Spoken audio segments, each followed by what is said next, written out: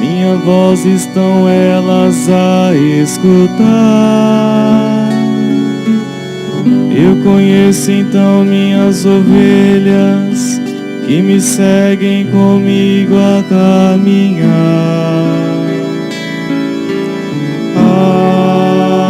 Aleluia, aleluia,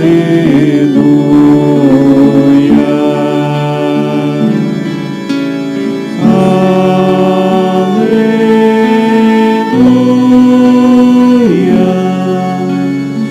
aleluia.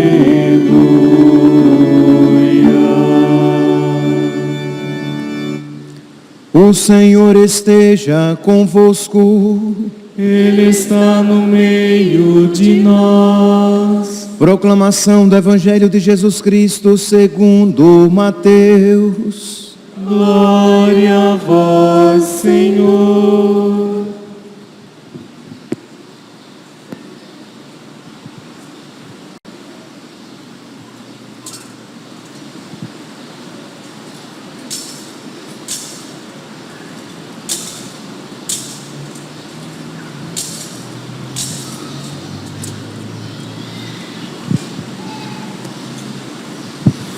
Naquele tempo, Jesus disse aos sacerdotes e anciãos do povo: que vos parece?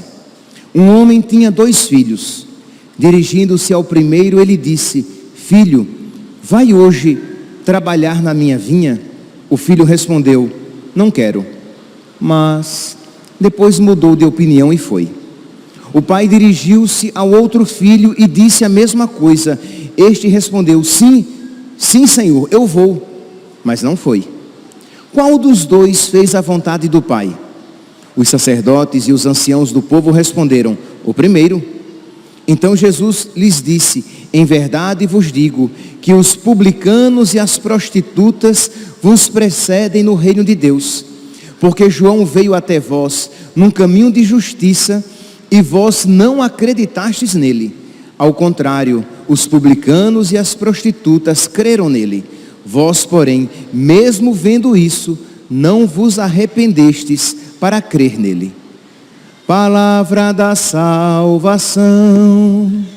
Glória a vós, Senhor.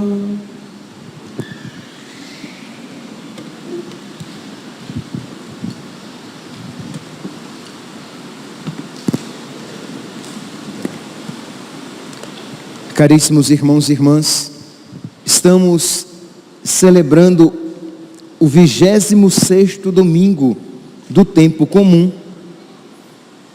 E a liturgia de hoje nos dá a ocasião de nós refletirmos a respeito do orgulho, da soberba, do perigo do orgulho e da soberba e da necessidade do arrependimento e do perdão de Deus, do nosso arrependimento para receber o perdão de Deus.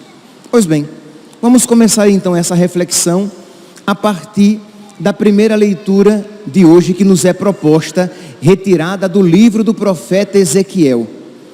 O contexto aqui é o seguinte: Deus está dizendo, por meio do profeta Ezequiel, que cada um responderá pelos seus pecados.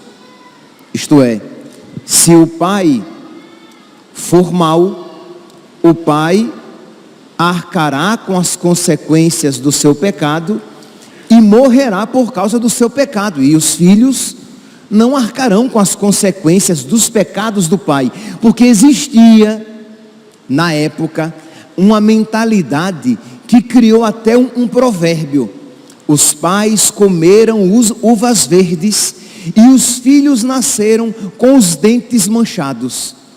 E vem Deus, por meio do profeta Ezequiel, dizer: ficará com os dentes manchados quem uvas verdes comer. Arcará com as consequências do pecado quem os pecados cometer. Se o pai cometeu os pecados e os filhos forem bons, os filhos se salvarão, perder-se-ão os pais. Se os pais forem bons e os filhos perdidos cometerem a injustiça, os filhos se perderão e o pai se salvará.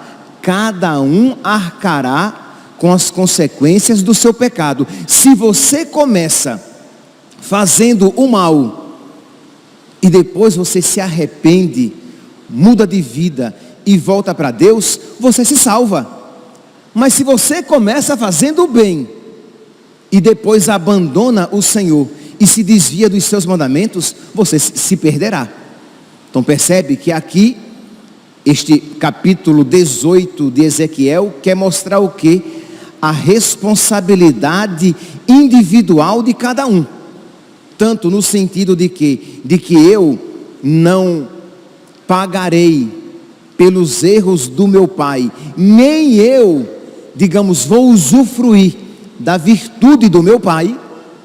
Aquilo que meu pai fizer, se para o bem, será para a salvação dele, se para o mal, será para a perdição dele, mas também que eu preciso perseverar no bem, porque se eu começo fazendo coisas certas, mas depois me afasto de Deus e morro no pecado, usando agora uma terminologia católica, morro em pecado mortal, vou para o inferno. Mas se eu começo cometendo erros, por mais terríveis que sejam, mas se eu me arrepender e me voltar para Deus, Deus me salvará. Por quê? Porque eu me arrependi. Pois bem, quando então o povo ouviu essa mensagem de Ezequiel, o povo começou a dizer: não, está correto não isso está errado. Que negócio é esse? Isto é, aqui nós iremos pegar esta tentação, esta tendência que o homem tem de julgar Deus, de colocar Deus no banco dos réus, neste exemplo, mas esta tentação se manifesta em tantas outras ocasiões. Nós vamos ler antes aqui o texto da leitura de hoje. Eu coloquei o contexto. O texto então diz, pergunta Deus por meio do profeta: a conduta do Senhor não é correta? Ouvi, casa de Israel, é a minha conduta que não é correta? Ou antes é a vossa conduta que não é correta? Quando um justo se desvia da justiça, pratica o mal e morre, é por causa do mal praticado que ele morre. Morte aqui, compreendamos, morte da alma. Quando ele se perde porque ele se desviou. Mas quando um ímpio se arrepende da maldade que praticou, observa o direito e a justiça, ele conserva a salvação, ele conserva a vida, arrependendo-se de todos os seus pecados, com certeza viverá, não morrerá, não sofrerá a morte eterna. Pois bem, então quando o povo ouviu isso, muitos não gostaram e disseram: não, isso não é correto. Meus irmãos, esta tendência soberba existe muitas vezes no nosso coração. Isto é, aquela tendência de querer julgar os atos de Deus, de querer dizer o que é certo e o que é errado, de querer ter a pretensão de achar que Deus deveria agir dessa maneira e não de outra. E nós precisamos, meus irmãos, pedir a Deus que nos conceda humildade para aceitar a vontade de Deus, mesmo quando nós não a compreendemos. E às vezes isso poderá acontecer. Isto é, você não compreende o porquê de Deus agir desta maneira. Você não compreende talvez até porquê que a vontade de Deus é assim. Porque são dessa maneira os seus mandamentos. Mas Senhor, se assim é a tua vontade, assim é o melhor. Eu renuncio, Senhor, à minha inteligência curta, a minha compreensão tão afetada pelos meus afetos, foi ótimo. A minha compreensão tão comprometida pelos meus afetos, né? Por quê? Porque as minhas limitações, elas comprometem, os meus afetos, eles comprometem a minha compreensão. Eu não sou simplesmente movido pela sabedoria de Deus, mas as minhas paixões, elas interferem nos meus julgamentos. Então, Senhor, eu não sou de confiança, mas Tu és de confiança. Então, Senhor, eu creio na Tua vontade, eu aceito a Tua vontade, eu aceito até, Senhor, as Tuas repreensões e os Teus castigos, porque se assim Tu fazes, se essas repreensões e castigos Tu os manda, eles são o melhor para mim. A Tua vontade é sempre boa, a Tua vontade é sempre a melhor. Meus irmãos, esta primeira leitura então deve fazer com que nós desçamos do nosso pedestal de querer julgar Deus, de querer julgar os mandamentos de Deus, de querer julgar a ação de Deus na história. Eu conversava por esses dias com uma pessoa que ela assim dizia de uma maneira jocosa, brincando, mas ela estava consciente de que existia uma certa vontade de dizer aquilo. Dizia brincando, porque dizer às claras era meio complicado. Então a pessoa dizia algo como isso: mas bem que Deus poderia fazer desse jeito, eu acho que assim seria melhor. E eu brincando também disse: nossa, o vaso quer ensinar o oleiro como deve fazer, como deve agir. E aqui, meus irmãos, eu gostaria que cada um se colocasse nessa situação, porque isso acontece conosco. Então nós precisamos nos render à vontade de Deus. Nós precisamos nos curvar filialmente, confiantemente, confiando na bondade e no amor de Deus, nos curvar diante da sua vontade, dos seus ensinamentos, dos seus mandamentos e dizer: Senhor, se assim dizes, assim é o certo, assim é o melhor. E é uma das tentações do mundo moderno, de ficar dizendo o quê? Não, a vontade de Deus não pode ser essa, isso é muito duro. Não, a vontade de Deus não pode ser isso é muito radical. Mas como, meus santos? Então você está dizendo que há mais de 2000 anos a Igreja de Cristo vem ensinando o erro para agora ser a coisa correta. Você para e diz: mas gente, mas será mesmo que ainda é válido aquilo que o homem foi feito para a mulher e apenas para a mulher, e a mulher foi feita para o homem e apenas para o homem?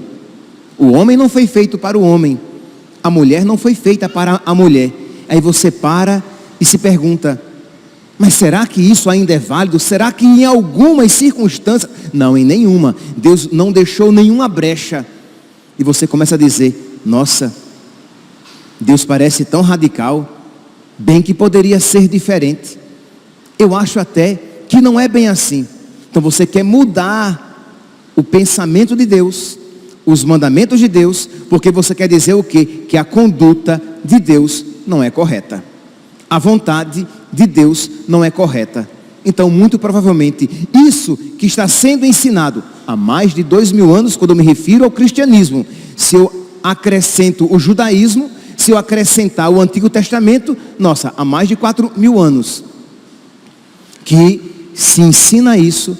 Mas o homem soberbo, que quer ser o senhor do bem e do mal, o homem soberbo que quer ele mesmo dizer o que é o certo e o que é o errado, ele quer dizer que a conduta de Deus não é a correta.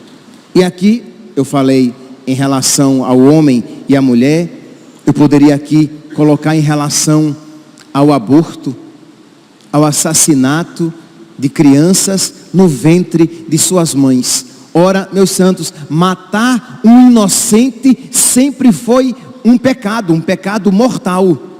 Agora imagine matar um inocente e indefeso no lugar que deveria ser o lugar mais sagrado para a criança, para o bebê, no ventre da sua mãe.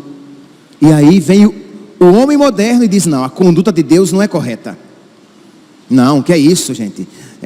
Em algumas circunstâncias, e as circunstâncias vão apenas aumentando, no início se restringe um pouco, para que uma vez passando esta liceitude de se matar uma criança no ventre da sua mãe, aí eu vou enlarguecendo, ampliando as condições que tornam lícitas aquelas atitudes. Então, gente, em caso de estupro, que é uma violência terrível à mulher, nós podemos fazer uma violência ainda maior, matar a criança. Aí quando passa esse princípio, então, naqueles casos que a criança não tem cérebro, em que o cérebro, as suas funções ou não tem ou estão comprometidas, a gente pode matar. Futuramente, mas se ela nascer cega, com algum defeito físico, a gente pode matar. Sim, porque era assim que era feito pelos nazistas, quando dizimavam as pessoas defeituosas que não tinham direito de viver porque elas eram defeituosas. Então, não, se ela nasceu sem cérebro, futuramente se ela nasceu sem mão, se ela nasceu cega, se ela tem alguma doença congênita, então ela não merece, ela não pode viver. Até 12 semanas a gente pode matar a partir da 12ª semana, e um dia a gente não pode mais. Mas a pergunta é, mas o que foi que aconteceu neste um dia após a 12ª semana? Alguma coisa de diferente, de sobrenatural aconteceu? Nada, mas é apenas vontade humana, porque agora é até o 3º mês. Amanhã eu digo não, até o 4º mês a gente não pode matar, mas a partir do 4º mês a gente não pode matar, mas até o 4º a gente pode. Aí nós já nos acostumamos com isso, aí damos mais um passo. Olha, não, até o 6º mês a gente pode matar. Depois do 6º mês a gente não pode matar. Aí você se acostuma. Aí diz, olha, até a criança vir à luz, a gente pode matar. Mas depois que ela nascer, a gente não pode matar. Percebe? Isto é, eu vou fazendo as coisas segundo a minha vontade, sem fundamento nenhum na realidade que torne lícito, que torne racional esta atitude, senão e simplesmente a minha vontade má e desregrada de querer me livrar de algo que eu compreendo como um transtorno, como um estorvo para a minha vida. E quando eu pego a palavra de Deus para dizer, olha, mas essa não é a vontade de Deus, a pessoa vai dizer o quê? A vontade de Deus não é correta. A conduta de Deus não é correta. Isto é, não, isso aqui não está correto de maneira nenhuma. Por quê? Porque a minha vontade diz exatamente o contrário. Então, meus irmãos, eu gostaria que nós lêssemos este texto, tendo isso em mente. Esta tentação ainda está profundamente presente no coração do homem pecador. Pois bem, vem então o Evangelho, e ele vai tornar ainda mais clara esta inclinação do coração do homem. Diz aqui que Deus, naquele tempo, Jesus disse aos sacerdotes, que vos parece? Um homem tinha 2 filhos. Dirigindo-se ao primeiro, ele disse, filho, vem trabalhar na minha vinha. O filho disse, não quero. Isto é, não quero fazer a vontade do meu pai. Não quero trabalhar na vinha dele. Não quero me submeter às ordens dele.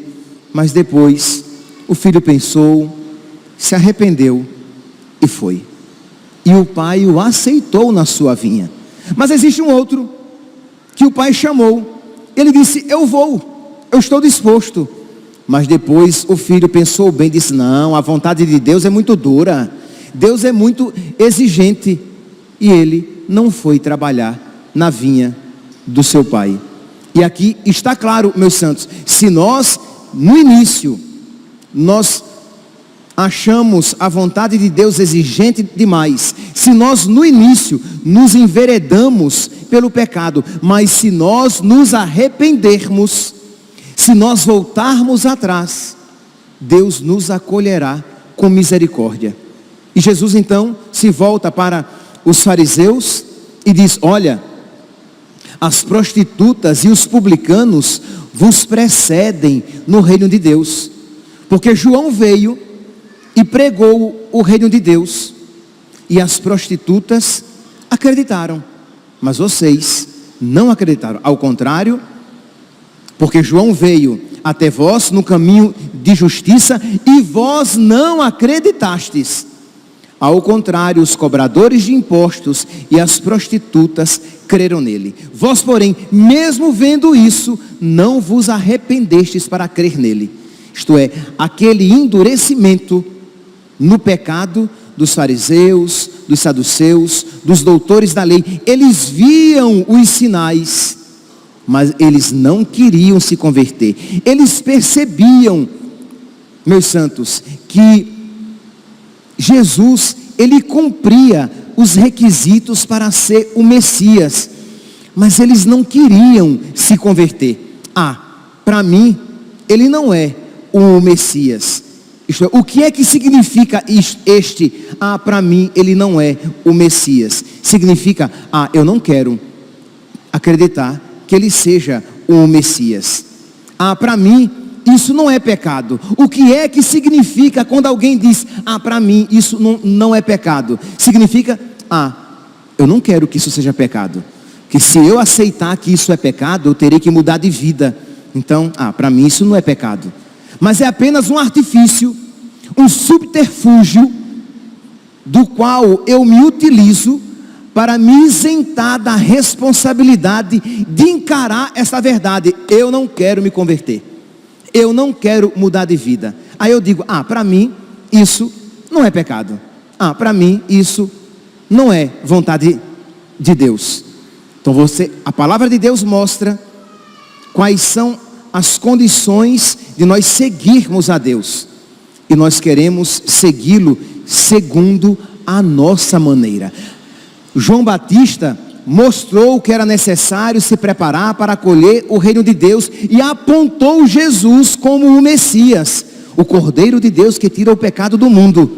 Mas os fariseus, como não queriam se converter, os saduceus, os doutores da lei, como não queriam se converter, eles não se deixaram dobrar. Jesus vai dizer aqui: vós, porém, mesmo vendo isso, não vos arrependestes para crer nele. Meus irmãos, esta atitude orgulhosa, soberba, que nos impede de mudar de vida, não poucas vezes está presente no nosso coração. Isto é, você, como não quer mudar de vida, você fica insistindo naquele pecado, naquela atitude, naquela postura. Por quê? Porque isso não deve ser pecado. Isso, para mim isso não é pecado. Se nós pegarmos a Sagrada Escritura, nós iremos encontrar várias passagens que mostram que Deus espera o nosso arrependimento. E para arrepender-se, precisamos ser humildes. O humilde, ele bate no peito, ele reconhece o seu pecado e ele suplica a graça de Deus. E Deus está disposto a perdoar. Deus não é cioso do seu perdão. Deus é generoso. Deus quer derramar a sua graça, mas a condição para que a sua graça, a graça de Deus, seja eficaz na nossa alma, é que nós nos arrependamos. Isto é, se o povo de Deus, aqui da primeira leitura, se arrependesse do seu pecado e reconhecesse a sua miséria, a graça de Deus os transformaria. Se no evangelho de hoje, meu santinho, deixa aí, limpa depois. Se no evangelho de hoje as pessoas reconhecessem o seu pecado e dissessem: não, a vontade de Deus é a correta. Se esses fariseus reconhecessem a sua miséria e estivessem dispostos a se converter, a graça de Deus seria eficaz nos seus corações. Mas a vontade de Deus não é boa. Isto é, o orgulho leva a pessoa a se fechar e não aceitar de que eu preciso me converter, mudar de vida, suplicar a graça de Deus para que Ele mude a minha mentalidade. Vamos lá, aqui em Atos dos Apóstolos, no capítulo 3, versículo 19, Deus diz: arrependei-vos, portanto, e convertei-vos, para serem apagados os vossos pecados. Meus irmãos, nós não temos dúvidas de que se nós nos arrependermos dos nossos pecados, Deus nos purificará dos nossos pecados. E nós somos cristãos católicos e nós cremos que Deus deixou na sua igreja um manancial de perdão. E a pergunta é: quem aqui, é uma pergunta retórica, ninguém responda, ninguém levanta a mão, quem aqui precisa se confessar, mas não tem procurado o sacramento da confissão? Imagine, meus santos, nós temos a graça de todos os domingos de manhã, nós temos um sacerdote ali no confessionário, ouvindo as confissões. E no domingo, a partir das 5 da tarde, 2 sacerdotes ouvindo as confissões. E a pergunta é: e você, mesmo vendo isso, você não se converte? Você mesmo vendo isso, você não vai se confessar, porque você diz assim: ah, mas para mim não precisa. Isto é, você erigiu a sua vontade como de Deus, e você nega a vontade de Deus. Você diz que aquilo não é necessário para você, e você resolve seguir segundo a sua cabeça. Mas se você for humilde, você entrar na fila da confissão e confessar os seus pecados, Deus o perdoará. Então, meus irmãos, a palavra de Deus hoje é um chamado, isto é, para que eu reveja as minhas atitudes, como esse que disse que não faria a vontade do Pai, mas que depois repensou, mudou de ideia e fez a vontade de Deus. Que nós façamos o mesmo, repensemos as nossas atitudes, repensemos os nossos pensamentos, repensemos os nossos valores. Quantas vezes você fica amarrado em posições que você há muito tempo as tem, mas que não são de Deus, são pontos de vista seus, que você resolveu elevá-los ao grau da divindade, isto é, quase como que vontade de Deus, mas que isso não se adequa à vontade de Deus. Vamos a um outro texto, 1 João, capítulo 1, versículos 8 e 10. São João diz assim: se dizemos que não temos pecado, enganamo-nos a nós mesmos e a verdade não está em nós. Se reconhecemos os nossos pecados, Deus é fiel e justo para nos perdoar e nos purificar de toda iniquidade. Isto é, se você bater no peito e disser: Senhor, eu sou pecador, Senhor, eu reconheço este meu pecado. Se você isso fizer, se você entrar na fila da confissão, se você pedir perdão a Deus pelos seus pecados, Deus o perdoará. Mas se você ficar: não, isso para mim não é pecado, não tem para que confessar, não, eu me confesso diretamente com Deus. Se você ficar fechado no seu orgulho, na sua soberba, você não será purificado. E não será purificado por quê? Porque você foi soberbo e não quis se curvar à vontade de Deus. Nós ouvimos aqui a leitura de Ezequiel no capítulo 18. Se nós pegarmos um pouquinho abaixo, nós ouvimos a leitura dos versículos 25 ao versículo 28. Se nós pegarmos aqui no versículo 32, Deus vai dizer: eu não sinto prazer com a morte de quem quer que seja, convertei-vos e vivereis. Isto é, se nós suplicarmos a Deus a sua misericórdia, se nós nos arrependermos dos nossos pecados, Deus não nos rejeitará. Deus nos acolherá. A pergunta é, mesmo ouvindo tudo isso, mesmo ouvindo esses vários textos aqui da palavra de Deus, o que é que nós faremos com esta palavra? Nós iremos deixar que ela toque o nosso coração e mude a nossa postura? Ou nós iremos dizer, como é que diz aqui nosso Senhor, no final do evangelho de hoje? Vós, porém, mesmo vendo, mesmo ouvindo tudo isso, não vos arrependestes para crer em Deus. Isto é, mesmo ouvindo toda esta palavra, você não se arrependeu e dizer, Senhor, eu quero me converter, ajuda-me. Senhor, eu quero romper com os meus pecados, ajuda-me.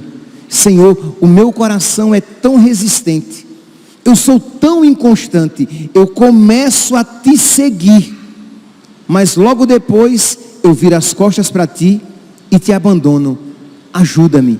Se você for humilde, se você sinceramente fizer esta prece, Deus que quer que todos os homens se salvem, Deus que quer que nós nos convertamos e vivamos, Deus nos concederá a sua graça. Mas para isso, nós precisamos pedir a Deus que nos conceda o dom do arrependimento. Nós precisamos nos esforçar para receber o arrependimento que Deus quer nos dar. Percebe que são duas coisas sim, que não só não se contrapõem, mas que se requisitam. Por um lado, eu peço a Deus que me conceda o dom do arrependimento. Por outro lado, eu me esforço para me arrepender.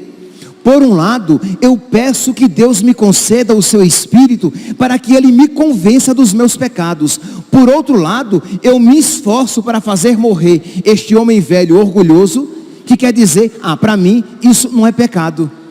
Por um lado, eu suplico as graças do alto. Por outro lado, fortificado pela graça, eu coopero com a ação de Deus.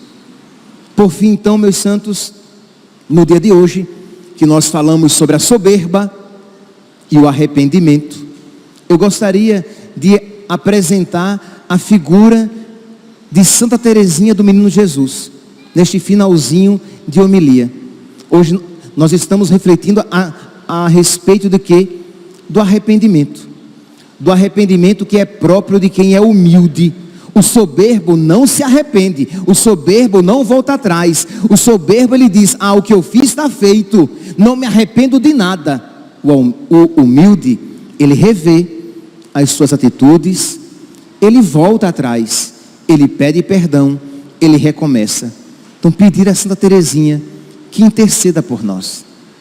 Quem aqui tem algo muito difícil que necessita de conversão?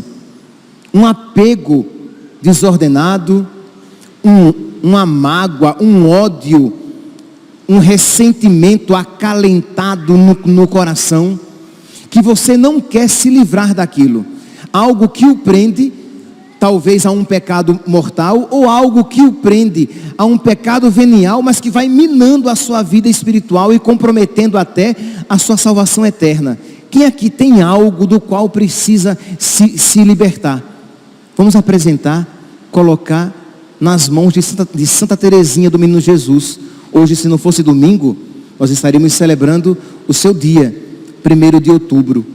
Diz a história que Santa Teresinha, antes mesmo de entrar no Carmelo, ela entra no Carmelo com 15 anos, em 1888. Em 1887, ela conhece, ela ouve falar a respeito de Henri Pranzini, um cruel assassino que tinha sido sentenciado à morte, que tinha manifestado publicamente a sua rejeição de Deus e das coisas sagradas, e que ele seria entregue, ele seria morto. E Santa Teresinha então se oferece a Deus pela salvação dele, para que ele se arrependa, para que ele seja humilde e diga, eu errei em muitos momentos da minha vida, porque o orgulho, a soberba às vezes se transvestem de virtude. Eu sou alguém eu sou alguém de opinião, eu sou muito verdadeiro, eu não vou agora, no final da minha vida, fazer de conta que eu sou religioso, se eu nunca fui. Não, você é orgulhoso e não quer reconhecer que durante toda a sua vida você foi um pecador, empedernido, e que você agora no final da vida está recebendo a graça de rever a sua atitude e dizer: Senhor, perdão, eu errei durante toda a minha vida. Pois bem, pois Pranzini ia ser condenado à morte, fechado à salvação, e Santa Teresinha se oferece a Deus pela sua salvação e pede apenas um sinal para o seu consolo, porque ela não tinha dúvidas de que Deus misericordiosamente queria mais a salvação dele do que ela. Imagine, meus santos, se os pais aqui presentes tomassem uma atitude assim, de entrar mesmo numa luta espiritual pela conversão dos seus filhos, as esposas dos seus maridos, os maridos das suas esposas, os filhos dos seus pais, todos nós dos pecadores, isto é, vou me oferecer a Deus, vou me agarrar à vida de oração, e em todos os momentos da minha oração, eu vou pedir a Deus a graça do arrependimento para os pecadores, e para mim também, é claro, para que Deus me conceda a mim e aos meus filhos, a mim e aos meus pais, a mim e aos meus amigos, a mim e aos pecadores, a graça de um arrependimento profundo, que nós sejamos humildes e não queramos ser deuses, dizendo o que é o certo e o que é o errado, mas que aceitemos a vontade de Deus na nossa vida. Imagine que maravilha se todos nós aqui tomássemos essa atitude. Pois bem, Santa Teresinha isso fez, e foi marcado o dia da execução deste cruel assassino para o dia 31 de agosto de 1887, e ela se coloca em oração. No outro dia, o Carmelo recebe o jornal e ela começa a ler, e diz que